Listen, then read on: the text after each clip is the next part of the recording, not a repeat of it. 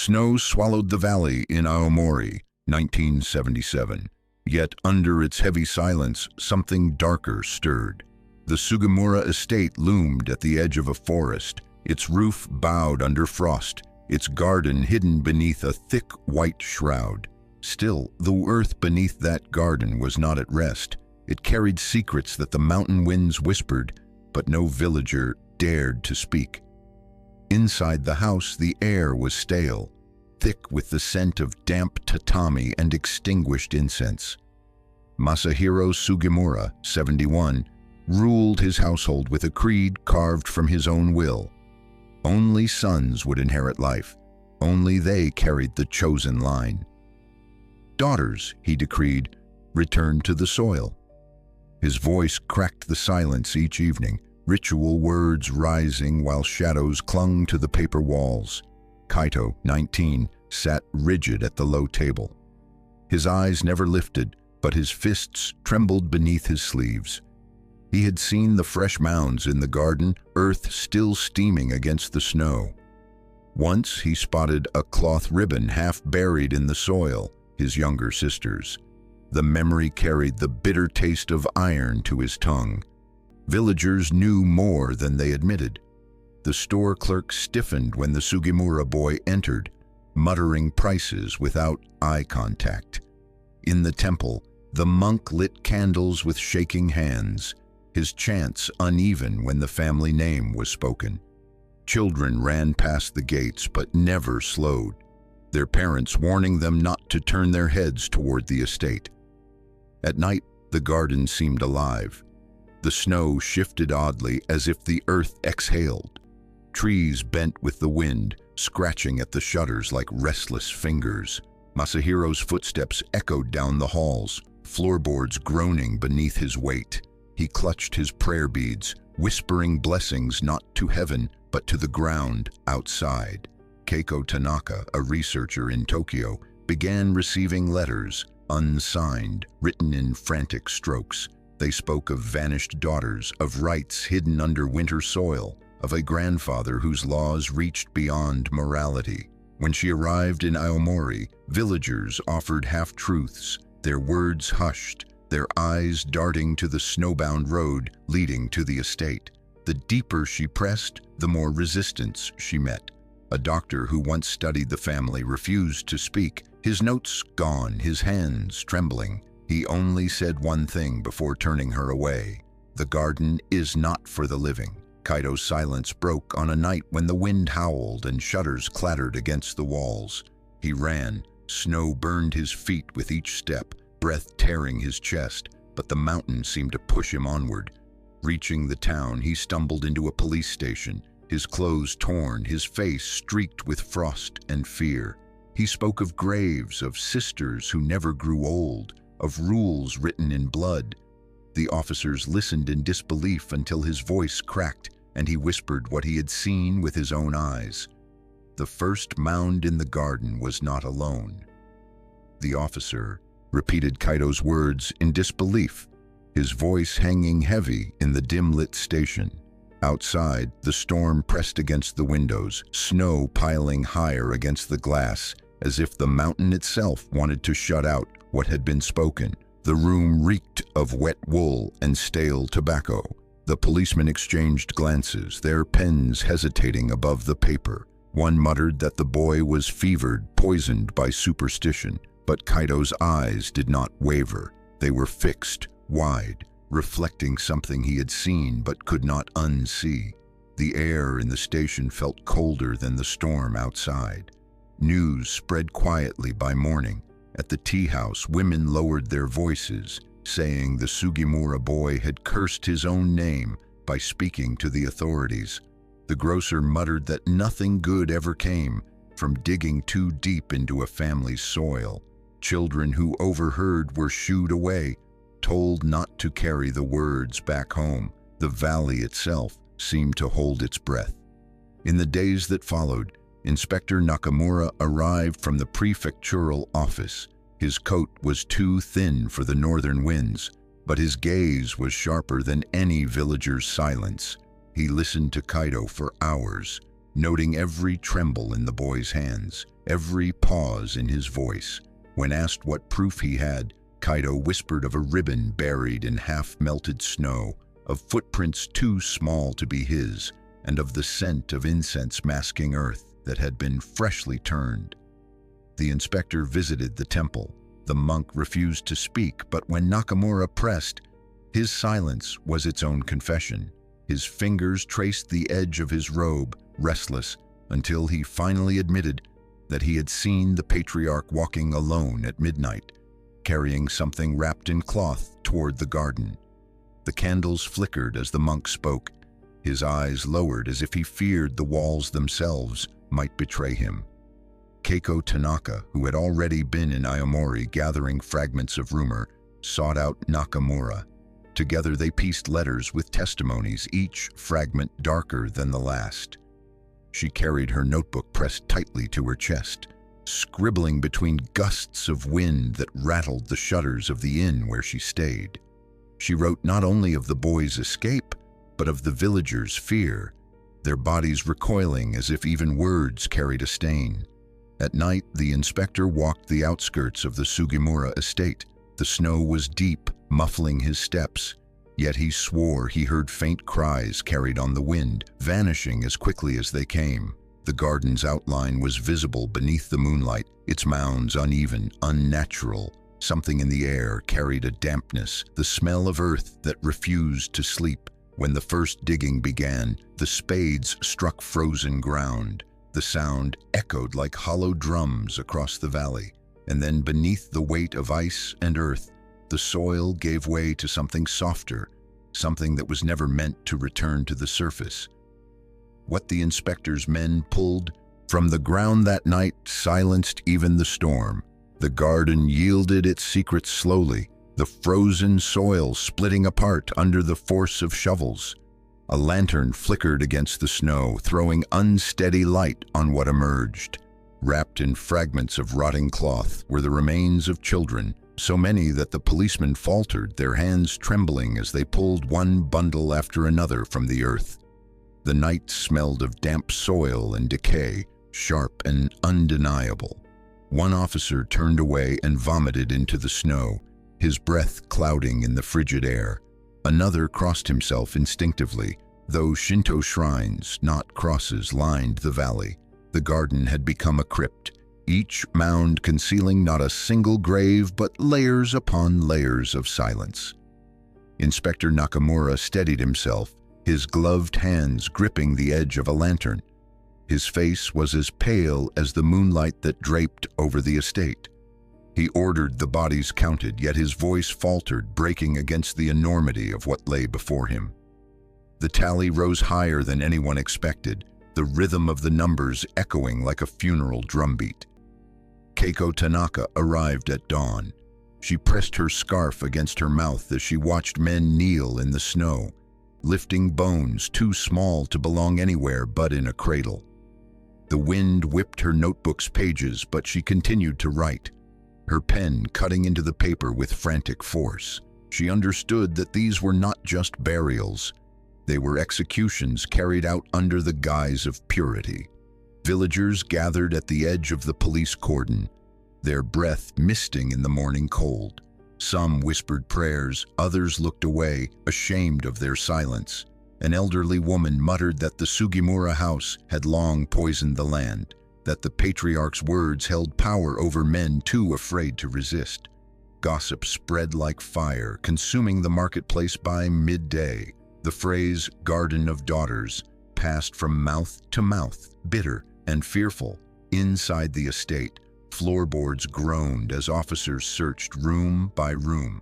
They found small garments hidden behind sliding doors, children's toys tucked away in drawers, untouched for years. Each discovery struck like a confession written in objects.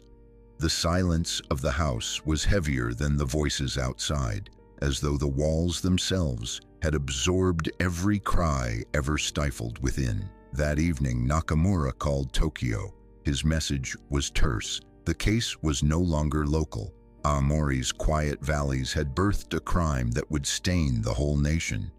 The line between folklore and reality had collapsed. The myth of the chosen bloodline was now evidence, documented and undeniable. Yet even as the bodies were lifted from the soil, one question remained. How many more still lay beneath untouched mounds, hidden deeper in the estate's cursed earth? And as the last lantern dimmed, the inspector realized the garden was far larger than they had ever imagined. That night, the estate loomed. In darkness, its windows blind, its walls swollen with secrets. The snow had stopped falling, leaving a silence so sharp it seemed to cut through bone. Only the garden remained restless, its uneven mounds stretching like a field of forbidden harvest. Villagers gathered at the edge of the property but dared not cross. One man swore he saw a faint glow moving among the graves, as if someone still walked the grounds, lantern in hand. Another claimed he heard low chanting carried across the valley, though no one admitted to speaking. Fear thickened the air, and with it came the smell of incense, cloying and bitter, drifting from the direction of the estate. Inspector Nakamura knew the investigation was only beginning. Yet the case began to warp as new testimonies surfaced. A farmer insisted he had seen the patriarch Masahiro walking the roads years earlier, carrying bundles wrapped tightly in cloth, but his memory blurred. The dates did not align. The timeline twisted, leaving investigators uncertain whether all the deaths belonged to recent winters or if the killings stretched back decades. Keiko Tanaka studied old registry books in the town hall, her breath fogging the glass of the cold reading room. Page after page revealed erased names, daughters born into the Sugimura family who vanished from record after only days. The ink trails ended abruptly, as if the brush itself had been forced to stop. She underlined them with shaking hands, realizing these were not just absences, they were deliberate deletions. Inside the estate, officers uncovered something unexpected.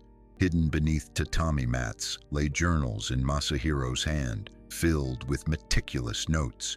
He wrote of purity, of bloodlines, of a garden that must remain untouched by imperfection.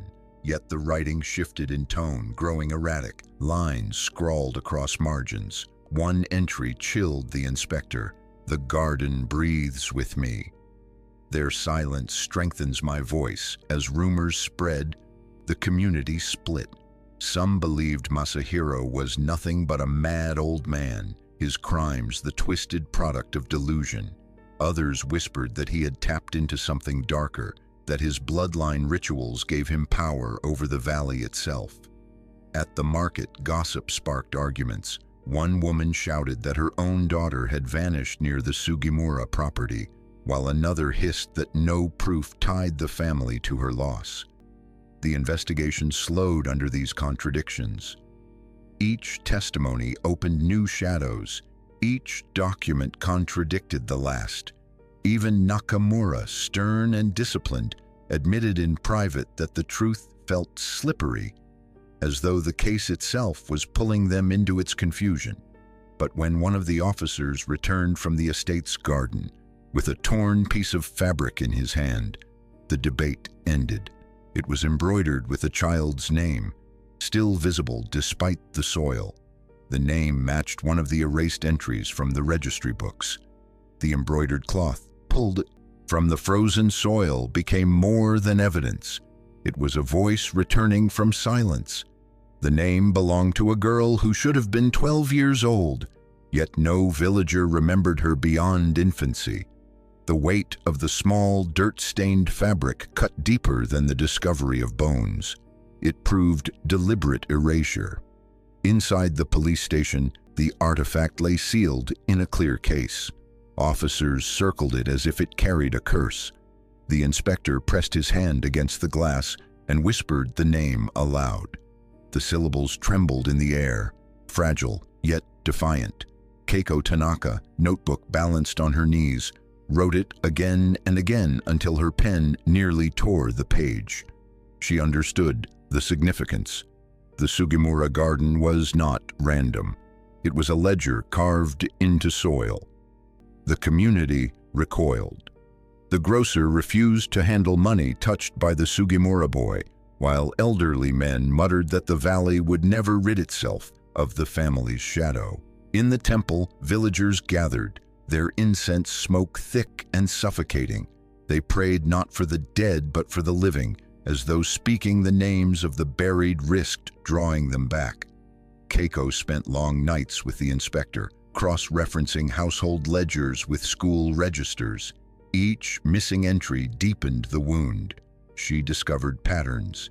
Every girl born into the clan disappeared within the first decade of life, often after winter festivals when the estate hosted private gatherings. The implication was unbearable, that the community, through silence, had allowed this ritual to continue for generations. Her hands shook as she copied the list of vanished daughters. She paused when she reached the most recent name, the one Kaito had whispered in his first statement. Tears welled, not only for the dead, but for the boy who carried this burden alone. The horror was not merely historical. It lived in his eyes, in the tremor of his voice. Inspector Nakamura convened a meeting. His words were firm. The investigation would move from local burial grounds to a criminal indictment. Masahiro Sugimura, patriarch of the estate, would be charged. The announcement split the valley. Some nodded in grim relief, while others panicked, insisting that disturbing the patriarch would unleash calamity on them all. One evening, as Keiko walked through the market, an elderly woman clutched her wrist. Her grip was cold, her nails sharp against skin. In a hoarse whisper, she begged Keiko not to write the full story. "There are truths that feed on those who tell them," she said, before vanishing into the crowd. That night, Keiko found herself unable to sleep. The lamp on her desk flickered as she reread the names of the lost. The cloth with its embroidered letters burned in her memory, and in the silence, she realized the story she carried might claim her too if she did not tread carefully. The list of vanished daughters was still incomplete. Keiko traced the final page of her notebook with trembling fingers. The wind outside howled against the shutters, carrying flecks of ice that rattled like bones against the glass. She had compiled 17 names, each tied to an erased birth, each linked to the Sugimura line. But the patterns hinted at more. Girls who never reached the page, erased before even an official record could exist. Inspector Nakamura paced the length of the station, his shoes squeaking on the damp floor. He spoke quietly, weighing the facts aloud, while his men shifted uneasily. The pile of evidence grew higher, yet none of it explained how Masahiro Sugimura maintained such control over his family. Fear was not enough to sustain obedience for decades. There had to be something deeper, something binding blood and will. That night, Nakamura arranged a private meeting with Kaito. The boy's hands clutched a chipped teacup, his knuckles pale in the lamplight. When asked how his grandfather forced obedience, Kaito finally spoke of the rituals. At every birth, he explained, Masahiro declared the fate of the child. Sons were carried into the house, bathed in incense smoke, given names written in black ink. Daughters were taken to the garden, where soil swallowed their names before they could be spoken aloud. The confession hung in the room like smoke, choking every listener. One officer muttered a prayer under his breath, while another rubbed his temples as though he could erase the image. The teacup in Kaito's hands rattled against the saucer, the sound sharp against the silence. Meanwhile, Keiko sought voices outside the estate. She met with a former midwife, now an old woman living in the outskirts of the valley. The woman's eyes clouded with fear when the Sugimura name was spoken, but her lips parted with a secret she had carried too long. She admitted she had assisted at births within the estate, delivering infants only to watch them taken from her arms. Once, she said, she heard the faint cry of a girl snuffed out beneath chanting. Her testimony broke something in Keiko. She pressed her palm against her own abdomen. shaken by the thought of women forced to surrender their children. She wrote furiously that night, her notes smudged with tears. She no longer saw this as just a case. It was a lineage built on erasure, a silence carried on the backs of women. The inspector prepared his case for indictment. Yet as he sealed the files, he noticed something strange in Masahiro's journals, passages that described not only bloodline purity, but also bargains with unseen forces. One entry read, "As long as the garden receives, the line shall endure." The handwriting was frantic, ink blotted as though written in haste. Nakamura closed the book with a shudder. The crimes were human, yes, but the words suggested the patriarch believed himself in communion with something beyond. And as the night deepened, the garden outside seemed to shift under the moonlight, as if restless for more. The snow had crusted hard on its surface, but the uneven mounds bulged like breaths rising from beneath. Officers stationed outside the Sugimura estate kept lanterns lit, yet the glow only deepened the sense of unease. One swore he saw a mound tremble, though no wind stirred the trees. Inside, Inspector Nakamura read through Masahiro's journals once more. His face was drawn, his eyes shadowed from nights without sleep.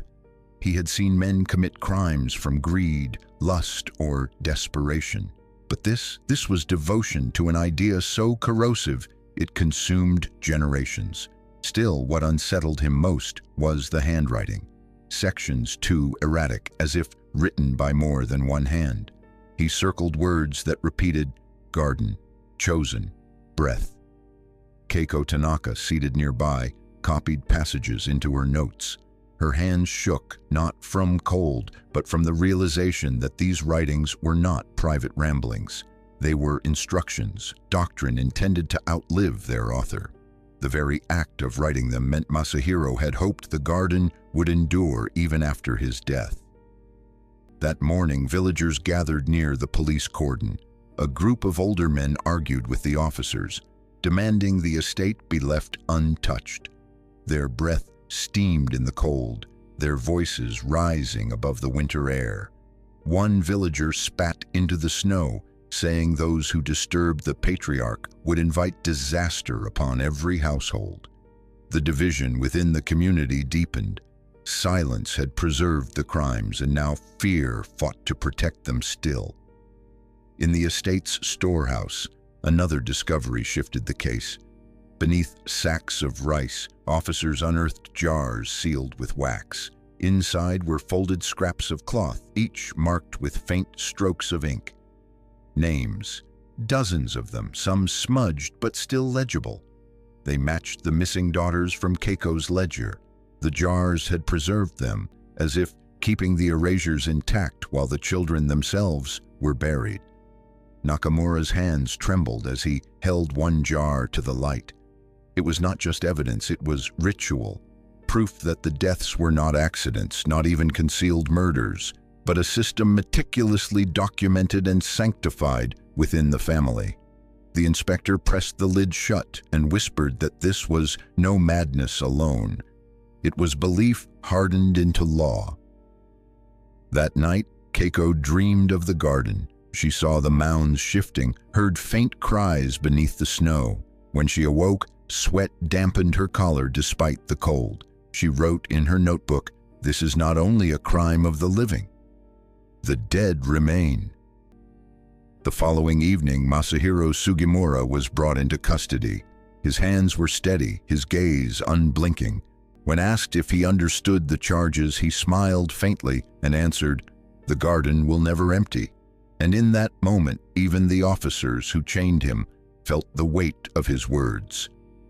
Masahiro Sugimura walked into the courthouse with a calmness that unsettled everyone watching. The chains clinked softly against his wrists, yet his posture was proud, as if he were not a prisoner but a patriarch arriving at ceremony. Outside, villagers pressed together, their whispers rising like a low storm. Some spat in disgust, others bowed their heads, refusing to meet his gaze. Inside the courtroom, the smell of damp wood mixed with ink and sweat. Reporters scribbled furiously, their pens scratching in unison. Mothers who had lost daughters wept quietly in the back row, their hands clutching handkerchiefs, dampened by tears. Keiko Tanaka sat among them, her notebook open, though her eyes barely left Masahiro's face. She wanted to see fear or guilt or anything human.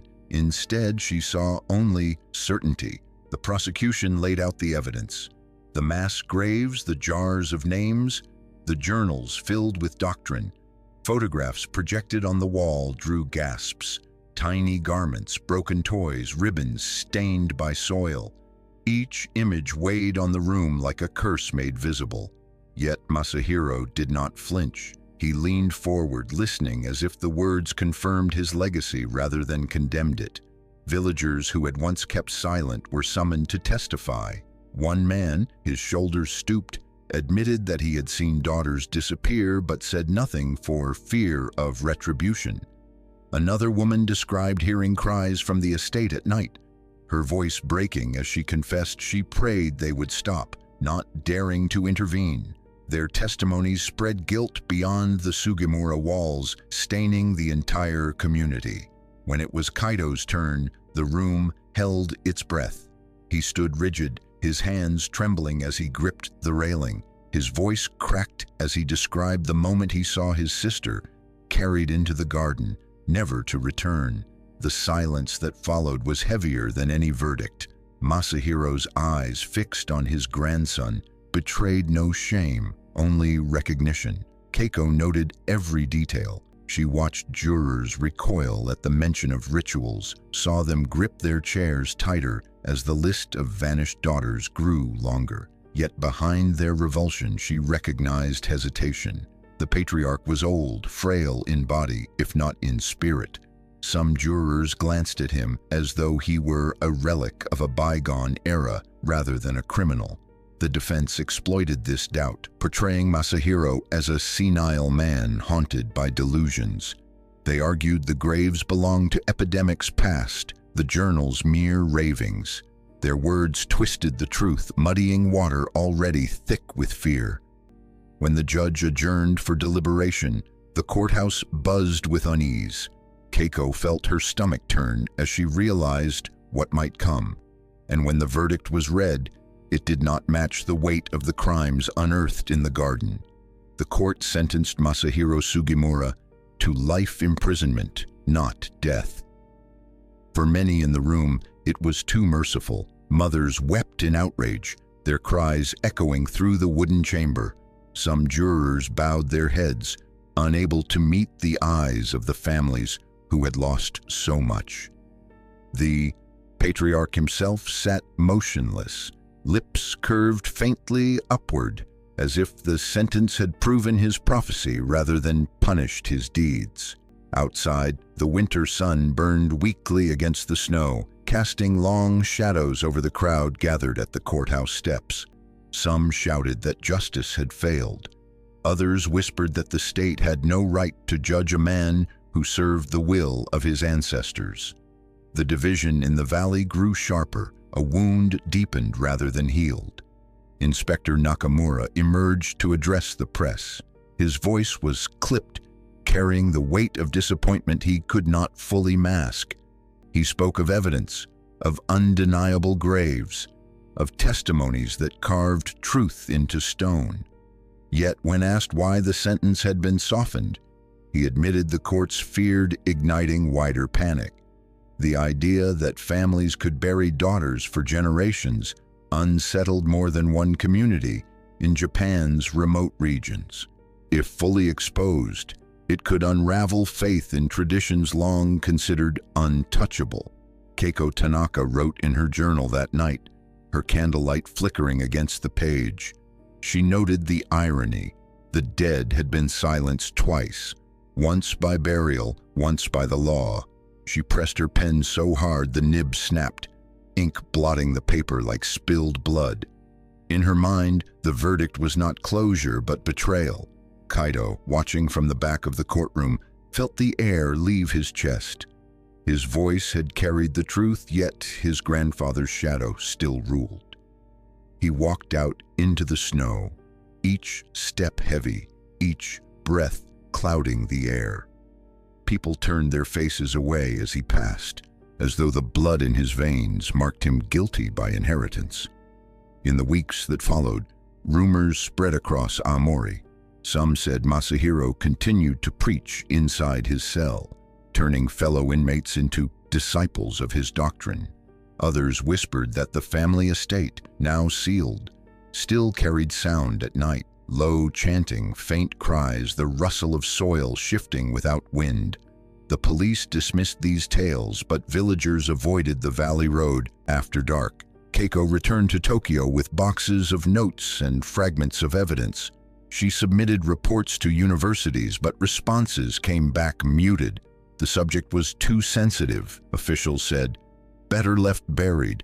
Her frustration boiled into quiet rage. She had uncovered truth, yet society recoiled from it, preferring myth over exposure.